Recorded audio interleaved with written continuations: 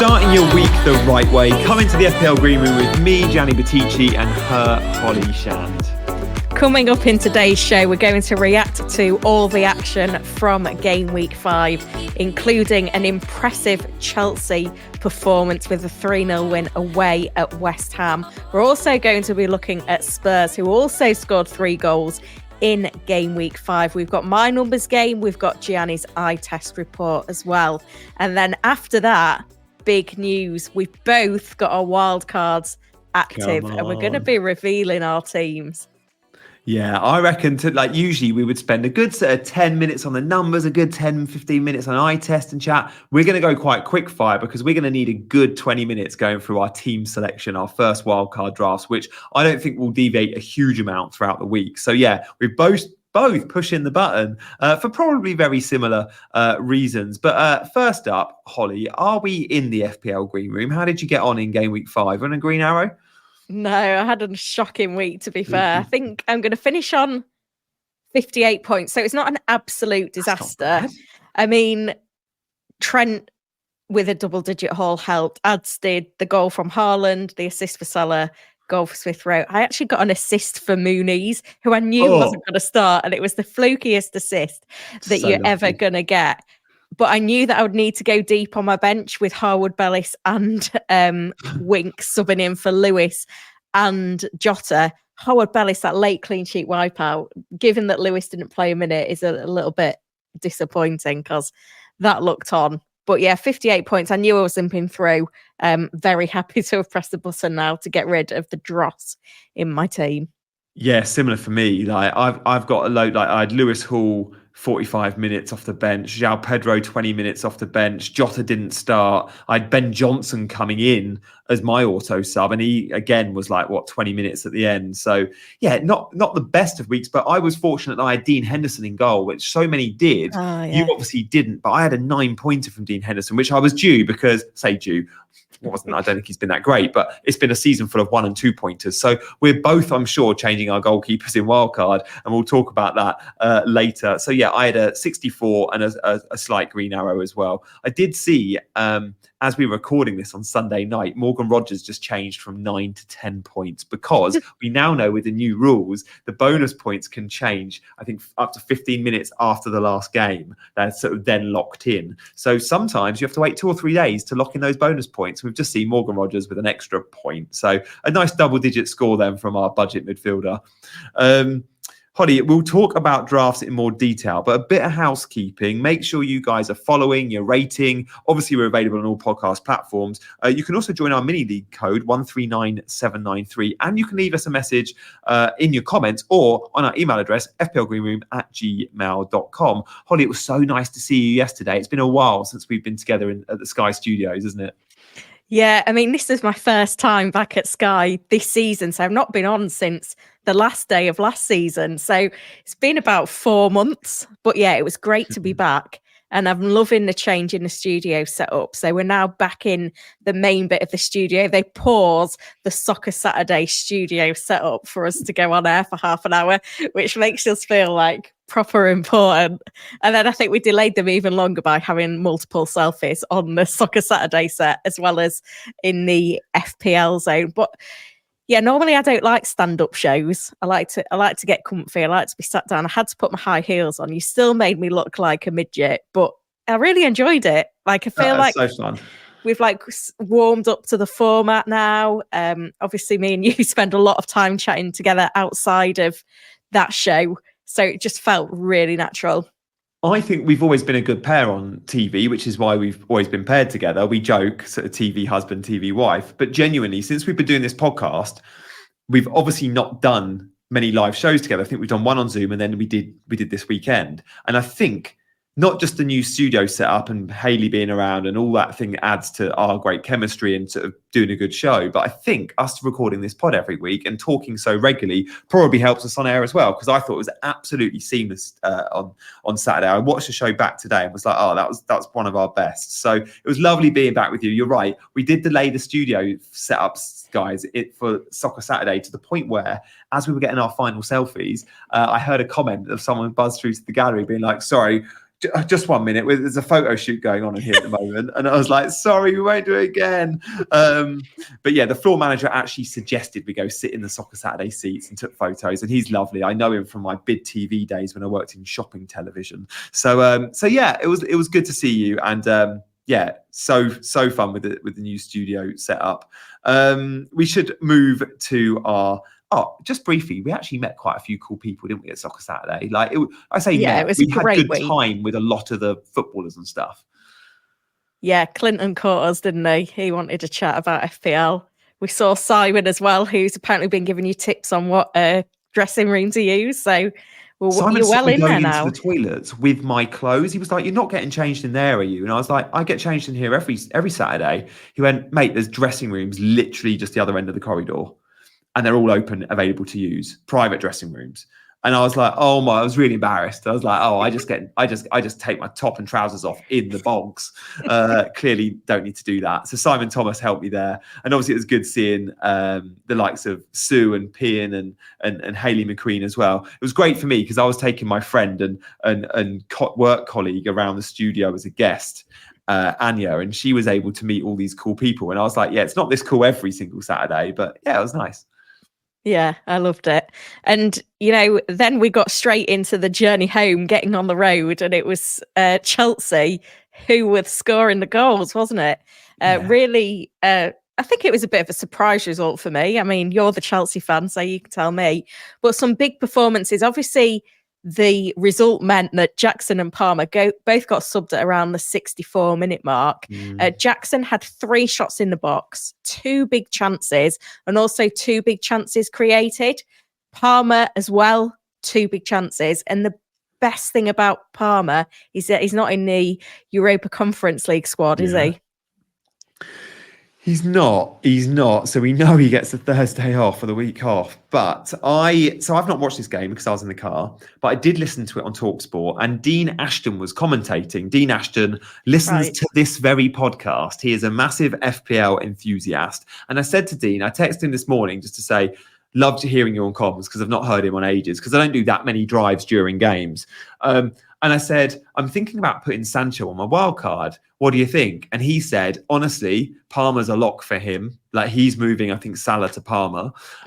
Having watched, so we've got an eye test report from Dean Ashton, former England and West Ham striker, exclusively given his eye test FPL report to this podcast today, which is pretty cool. Doesn't know he is. He just texts me all the info. He said over Sancho, obviously Palmer, but money's always important. And I was like, okay, what about if you only want to spend 6.5 million? He said Madueke was better. He said Madueke really caught the eye over Sancho, which was interesting because I didn't get that from just looking at the numbers, and I didn't get that necessarily from the comms. But yeah, his very words were something like, tough as Madueke. Yeah, I said I'm tempted on Sancho. He said tough as Madueke looked a lot better than him. He could have had a couple of goals and a couple of assists. So I need to watch the extended highlights back on that one. But Chelsea interests me because I think they're second to only Man City in terms of number of goals scored this season. And you can pick up their attackers for 6.5 million. Yeah, and I've got 3 home games in the next 4 as well. Brighton, Forest, Newcastle. Not the easiest run of fixtures, but we know how good Palmer can be at his very best. And I liked Maresca's pre-match press conference comments on kind of who was playing in what positions. And he kind of said, didn't he, that it's Sancho Mudryk on the left. On the right, you've got Madueke. And then in the middle, you've got Palmer and then João Felix, and up front on Nkunku Jackson. So quite interesting to hear his kind of thoughts and positioning. It's nice to know that he sees Palmer as his 10 as a minimum. Yeah, and all these guys are subject to the 60, 70-minute subs. But I think that's okay if they're 6.5 million and they're scoring the second most goals in the league. So a bit like the Liverpool attackers. You know you're not getting 90 from them if they're not named Mo Salah. But you go, that's fine. If Diaz is getting 60, 70 minutes and scoring a brace each week, then absolutely fine. So, yeah, a couple there to monitor. You've got some good numbers, I know, Holly, from the Spurs game. They really did catch the eye. And one thing we know about Spurs is they'd always concede, and Brentford go and score in the first minute. It's like, Brian Mbeumo, we literally said on Sky Sports News, didn't we? Like, don't look at Mbeumo's fixture and go, it's not a green. Going to Spurs is a green in terms of goal threat and goal scoring. And again, Mbeumo goes and gets his goal. But Spurs in attack, I think Solanke had something like 1.6 XG alone. Like Solanke is genuinely an option on Wildcard.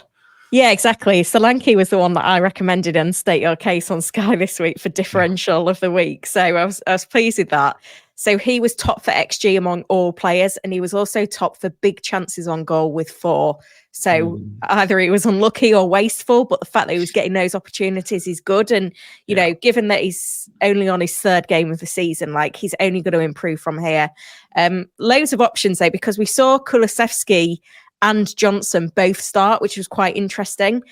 Johnson had 6 shots in the box. Kulusevski had 4 shots in the box. There was a concern that maybe he'd be a bit deeper, but it didn't seem to trouble him. Son had 7 key passes and 2 big chances created, so top in that metric.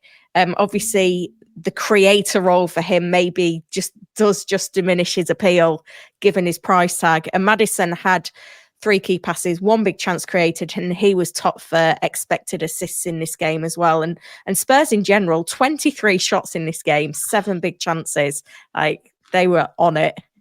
Yeah, they were really on it. And I just know they can bully teams. And I looked at Kulusevski and Brennan and thought, oh, where are they playing here then? And Brennan, they both, when you look at the average position map, they're both in really similar areas. But Kulu was actually the more advanced. And Kulu does always catch my eye. But Maddison had a great game too. Sonny didn't have his best of games, but still comes away with a couple of assists. But it does feel like if you're going to that Spurs attack, you go Solanke. I've seen a lot on Wildcard. I don't know your team yet, and we'll get to our teams in a sec. But I've seen a lot going Pedro Porro. And I'm like, they scored 3 goals, no involvements for Porro. Yes, he takes up good positions and he'll score a couple of bangers. But if you're getting no clean sheets, is he really worth 5.5 million? I don't think he is.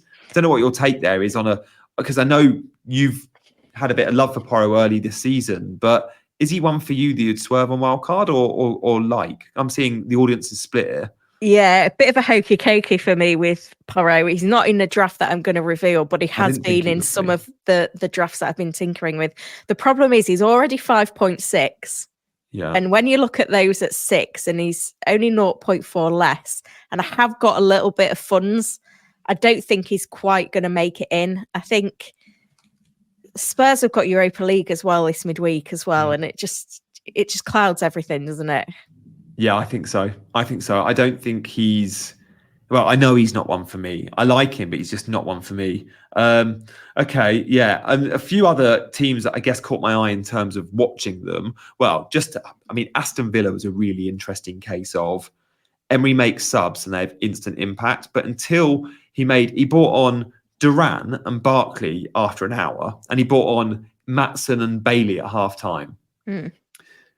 At 70 minutes, Wolves were completely dominating at 1-0, and Villa's XG was something like 0.1 for the entire game. And then for the last 20 minutes, plus the 9 minutes of added time, so for the last half an hour, Villa clocked 2.5 XG. It was a proper swing like you've never seen. And it just shows the likes of John Duran are incredible, and Barkley and Bailey, and the impact they had. Now, McGinn went off with a hamstring injury. Watkins still got his points. Rodgers was brilliant. And Villa are just one of those teams that never look like they're going to keep a clean sheet, but can produce goals. So again, I've seen a lot actually owned Konza for his goal. So fair play, they got a goal. But that was a fixture they really thought they were getting a clean sheet in. And again, Wolves were 1-0 and quite comfortable for that first half or that first hour. So Villa are just a defence I just wouldn't be backing even with good fixtures. So even though they've got 4.5 million defenders, Villa are a team I just dislike, I think, for defence. I mean, the fact that they've got Champions League football as well, that's a massive step up for them. Like, I know they're used to the midweeks, but the midweeks at this level is a different game, isn't it? So, yeah, again, I'm not interested in Villa defence at the moment. Yeah, same. Okay, great. The other teams to update in terms of the ITA scouting, I watched both Super Sunday games. Brighton were good and impressive despite 2-2 draw. Forest scored a pen and then a goal on the counter, but Brighton will always create chances. You just don't quite know in terms of selection at Brighton, though. You saw Hinselwood playing in midfield. We saw Rutner starting instead of João Pedro, who's clearly not 100%. João Pedro came on for the last 20. Welbeck looks really good, and I feel like he's being a little bit overlooked in the community, at least. He's still a really cheap asset scoring goals, and he could have had a brilliant second. So I don't quite know what to make of Brighton in terms of wildcard, because they're going now to fixture run, which isn't optimal by any stretch. But João Pedro scored goals against Arsenal and Man United in game weeks 2 and 3. So the fact they've got Chelsea, Spurs, Newcastle, Wolves, Liverpool in the next 5 perhaps doesn't matter, because I think this team's going to cause everyone problems. I don't know. Are you looking at João Pedro? Because I still got in my head he's the best budget forward. I mean, I still believe he is. I feel like he's fixture proof and a great long-term pick. And I really liked Herz's comments. I think it was on Friday in his press conference where he said about how important João Pedro is to the team. You certainly saw that when he wasn't involved in the 0-0 draw with Ipswich. Welbeck, as you mentioned in person on Saturday, you wanted to pick him for your differential of the week, and then you realised he was like 19% owned. Yeah, because in the community, no one owns him, but casuals own him, you know? João Pedro and Welbeck, the 4th and 5th most owned forwards in the game, and I want a slice of that Brighton attack. And, I keep looking at Matoma. But I think one of João Pedro or Welbeck probably will make it into my eventual wildcard squad. Yeah, okay. The guy in the first half at Man City Arsenal, by the way, that really caught my eye, and he was on the cusp of my wildcard team, was Savinho. The fact he got picked to start, and then the fact that Doku was the first sub, and Savinho did end up coming off, but it was Doku that was sacrificed before Savinho. If you're talking, and he's spoken a lot, Pep, about how he sees Foden as his best role is central. So we're not going to see Foden wide a lot. And he got the assist for Haaland. He just looks like Mahrez. We've spoken about him a lot in this podcast already. He's on corners, some of them. I just really like Savinho at 6.5 million. He's not in my first draft, but he's so close to it. And he played really well. And then obviously the Haaland finish. Holly, you said Haaland's going to get a goal against Arsenal. He got a goal against Arsenal. We should have captained him, shouldn't we? Yeah. He got a 3 bonus as well. Did he? Wow. Yeah. Savinho delivered though, didn't he? And you look at City's fixtures. Obviously Newcastle away isn't the greatest for game week 6, but then it's a sea of green: Fulham at home, Wolves away, Southampton at home, Bournemouth away, Brighton away. Now, everyone will own Haaland pretty much. Yeah. And then where are you going? Like, do you triple up on City? But where do you go? I think Savinho is kind of worth the punt if you're going to go there. Again, he doesn't make it into my current draft, but he's on the fringes of being included. It's just so difficult to get them all in, isn't it? We're so in the same position there. The team I'm really interested in terms of wildcard, and again, I was impressed with at the weekend. I'm always first to criticise them. It's Man United. Now, we saw Rashford benched, but we saw Garnacho and Ahmad starting, and it is the wide forwards that I'm most interested in, because Ahmad is 5 million. If Ahmad's nailed, he's 5 million. Is he nailed though? Well, none of them are at the moment, because we were all surprised Rashford was benched, but Garnacho has been playing out of his skin, and so is Diallo. So I think by game week 8, which is when United's fixtures are slightly better, because they play Spurs Villa next too, and then they get a bit better from 8. By 8, it might be that we can move to United mid. So I'm looking at, say a Semenyo, who's got really good next 2 fixtures. I think he plays 2 new promoted teams, and then he's got a bad run, and maybe a switch from Semenyo to a United mid around game week 8, when we know hopefully who's nailed. Is it Garnacho? Is it Diallo? Is it Rashford? Well, it will be 2 of the 3. Does Ten Hag know the answer to that? I'm not so sure he does. Have you looked at United attack? Because look, Bruno's just too expensive. Yeah, I wrote a whole article for The Athletic last week on what Manchester United players we should be looking at. And I came to the conclusion it's game week 8. I think by game week 8, we'll have a lot of answers to kind of who's more nailed in the attack. Yep. But then it's like they've got Europa League as well, which is frustrating. Also in the defence, like if Shaw's back, I want to know like what happens with the fullbacks. Like, does Shaw come back in? Does Dallo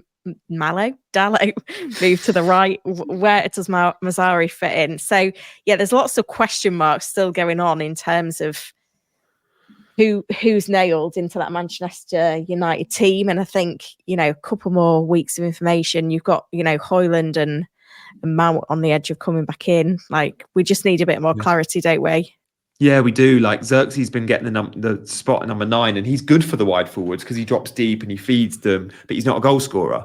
But if Højlund's going to play, well, he will take some of the goals off those wide forwards because he is the goal scorer and doesn't quite feed them like Xerxes. So again, I'm interested to know who plays number 9. So yeah, interesting ones. But look, really good quality football in game week 5. Like game week 4 was rusty. We saw Haaland, Hall and loads of the other teams like Liverpool and Mo Salah struggle off the back of the international break. Now they've been back a week or two and they've had the midweek games. The quality, the standard just went up a level. And I really enjoyed watching some good games this weekend. But look, we've both hit the button. So shall we give our first drafts, Holly? Should we go through position by position? Now, I reckon we're going to end up on probably, 9 of 15 the same players, but it'll be interesting to discuss where the differences are. Yeah, I think we're probably the same in goal. So I've gone Raya and then Fabianski back up. Absolutely. So I genuinely haven't seen your team the same. I mean, look, Raya, I don't think we need to discuss, do we? Other than it's worth finding the extra money. The 4.5s don't deliver in the same way. The 5s are good, but not as good. Raya's a cheap route to the best defence in the league. Yeah, exactly. And you look at the next 3 fixtures for Arsenal, Leicester at home, Southampton at home, Bournemouth away. Like, what a start. And you just need to be on that double Arsenal defence early because we saw how good it was last season. And you look at the Arsenal back line, I feel like you can only really go with the centre-backs, but then Saliba offers you very little over Raya for the extra 0.5, which is why I've gone Raya. Yeah. And the 4 million options as our backup, we've both got Fabianski just because we know him, but he's no more likely to start than any of the other 4 million options. Although it is worth noting, Areola does sometimes pick up more injuries than the average goalkeeper. But yeah, the 4 millions, there is not a single 4 million out there that's a starter or likely going to be one unless there's an injury. So yeah, we're both the same there. Well, you've mentioned Gabriel and defenders, and we've mentioned the Arsenal defence are the best. So I guess we've both got Gabriel, have we? Yeah. And then have we both got Trent? No.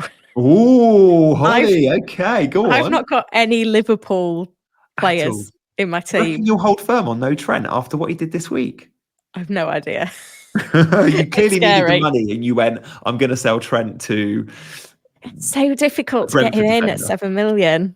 So yeah, my second defender is Vardiol. Have you got Vardiol as well? No, I've got Rico Lewis.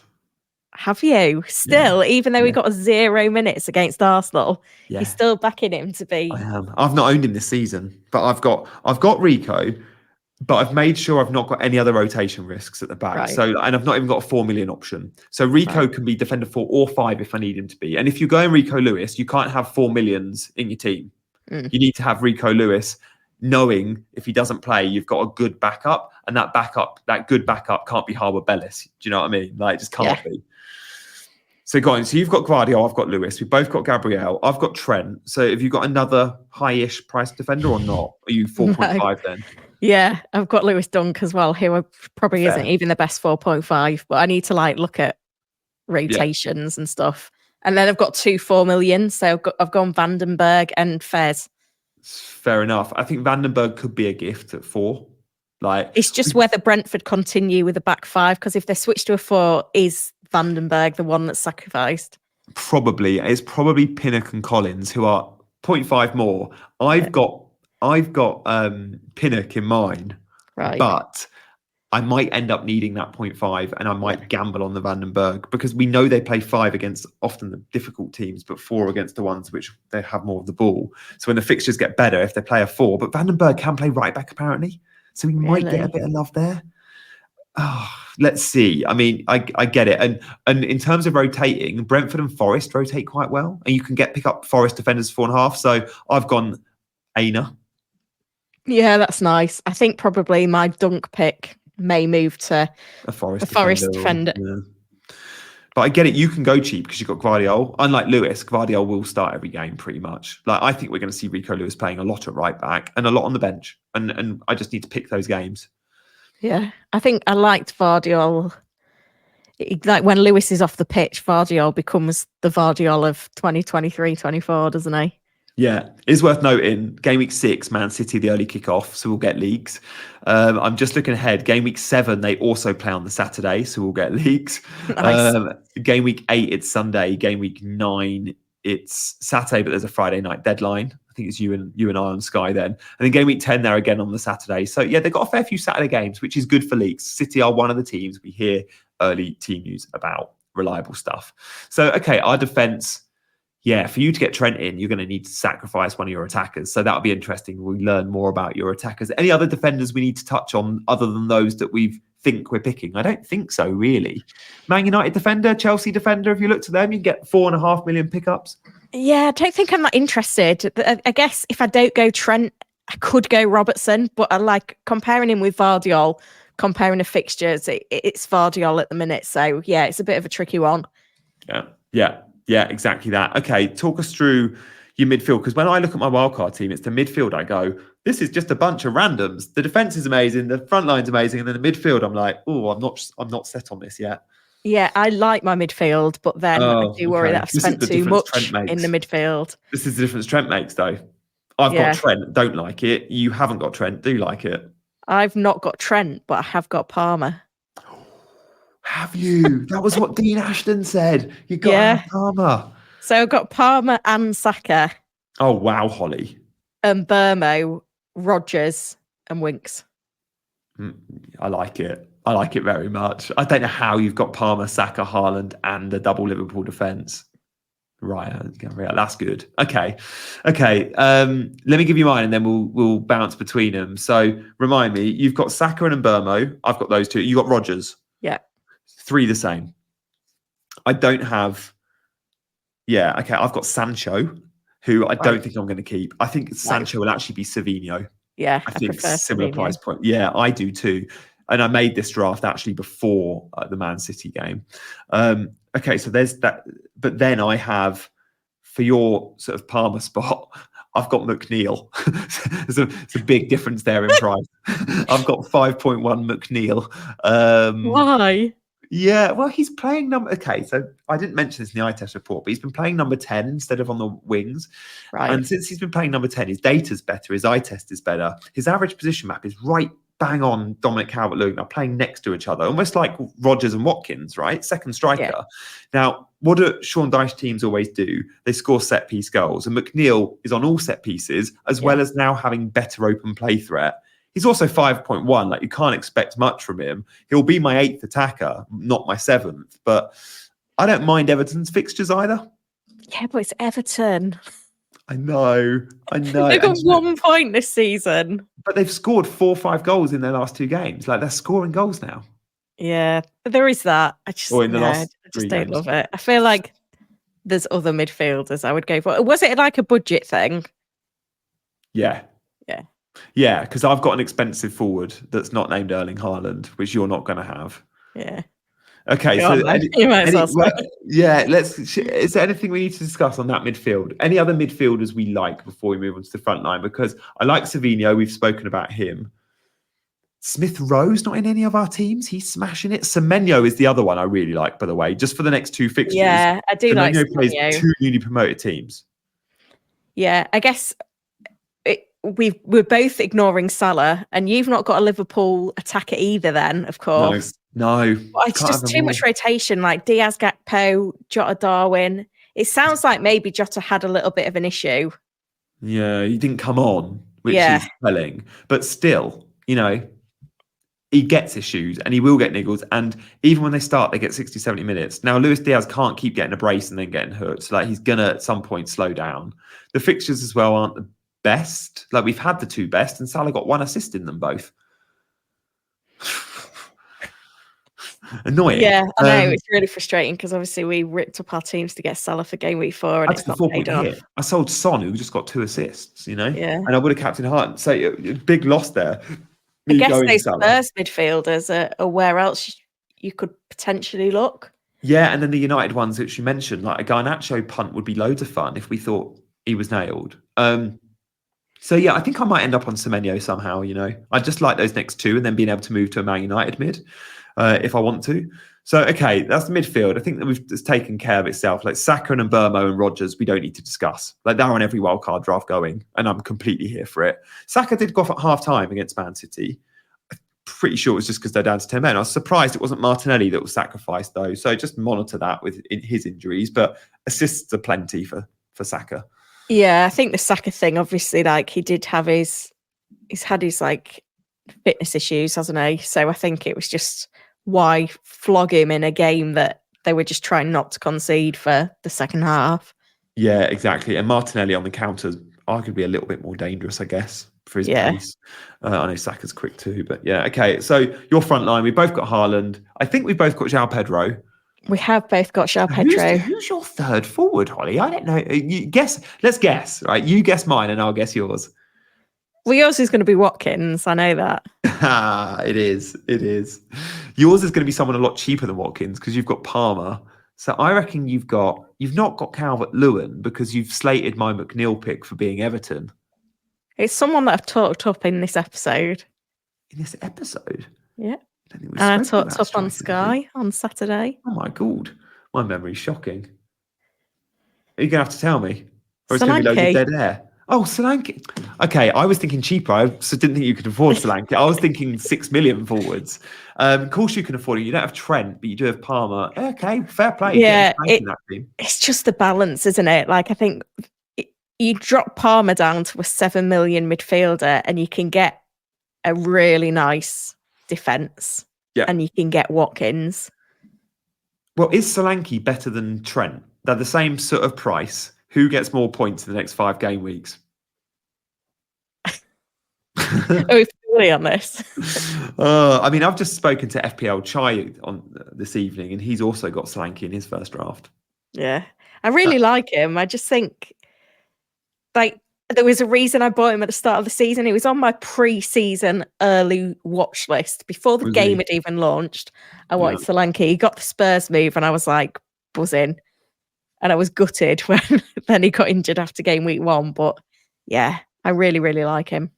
Yeah, fair enough. I'm here for that. I mean, I've got Watkins, who is a lot more money. Like, there's $1.5 million there between them. It's not like, oh, you can have one or the other. No, you need an extra 1.5 million.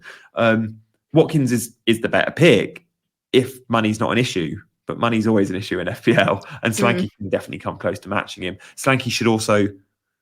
No, I take that back. I was going to say, should also have pens. We've got no idea. Spurs haven't had one. It could be Son. I think it probably will be Son. Watkins could have pens. Well, we don't know. I don't think he will. I think it'll be Tielemans. But are you not worried about Duran? Like, we could see that Watkins starts in the Champions League and then Duran starts in the Premier League at points. Watkins is still top dog at that football club. True. What he did last year. Like, I think there's a world in which they start together. Or Duran just keeps getting 30 and he's happy enough because actually off the bench is just where he's at. Some players are better off the bench, especially when they're new to the league and they don't like, maybe that 30 is good for him. Like maybe if we see him start, he won't keep scoring every game because the first hour of the football match is more difficult. Defenses aren't tired, whatever. Emery has said about how they're going to have to learn to play together, as that's now an option. But then Morgan Rogers isn't going to be dropped. So it would be a complete change in system. No, I'm not worried about his minutes. I'm worried about his injuries at times. Like we saw him against Young Boys on the Tuesday night, come off with ice on his knee, but he was still fine for the weekend. They play Wickham this Tuesday. That's a Duran start and a Watkins probably not even in the squad game, which is great. Hope so. Yeah. And then it's Ipswich. Like what an entry point. Like he's got Ipswich. No one on Wildcard's picking him. And he's just produced massive points in the last 3 games. I say massive, 5, 13, 6. Like they're good. And the fixtures read Ipswich away. Man United at home is a good fixture for goal threat. Fulham away, Bournemouth at home. Like the fixtures are there for him. They really are. So you doubled up then on the Aston Villa attack. You're all in. Yeah, and I have been since I bought Watkins because Rodgers has been my team since the start of the season and dodging points left, right, and centre. But now he looks great. He'll be on everyone's wildcard team. But I think Villa are still a good enough attack to have both of them. I don't know. I'm not 100% sold. Like I did think, could I buy a Foden and therefore not have a Watkins? But seeing Foden still not get a start this weekend. I mean, he maybe does next weekend, but I think Savinho might be my Man City pick, and I can still maybe fit Watkins in. It's going to be tight though. So how are you going to afford Savinho then? If you're turning McNeil into Savinho, that's like 1.5, isn't it? Where are you getting the funds from? The defence? Yeah, no, I'll be turning Sancho into Savinho. So McNeil would actually stay, but I would like to turn McNeil into Semenyo, and I do need a little bit of money there, like 500,000. So yeah, I would be sacrificing a defender. Maybe I go, okay, instead of having a Nottingham Forest defender at 4.5, I go Greaves at 4 million. for example, and it means I can't have that nice rotation between a Brentford and a Forest defender, which I would like to have 4.5 from each, and they rotate well. But maybe I go, no, I'm going to go Vandenberg, risk that he starts, and go Greaves. But that probably then means I can't go Rico Lewis. If I'm going to go risky pick Vandenberg, not so good Greaves, you can't have a rotation risk Rico Lewis as well, as we said earlier. If you're going Rico Lewis, you need a good defender 4, a very good defender 4. You're happy starting every week. Yeah. I mean, these teams are subject to change, aren't they? I mean, it's Monday morning. We've got until Saturday to lock these in, and quite a busy midweek as well. You've got Manchester United in the Europa League on Wednesday. Spurs play Thursday.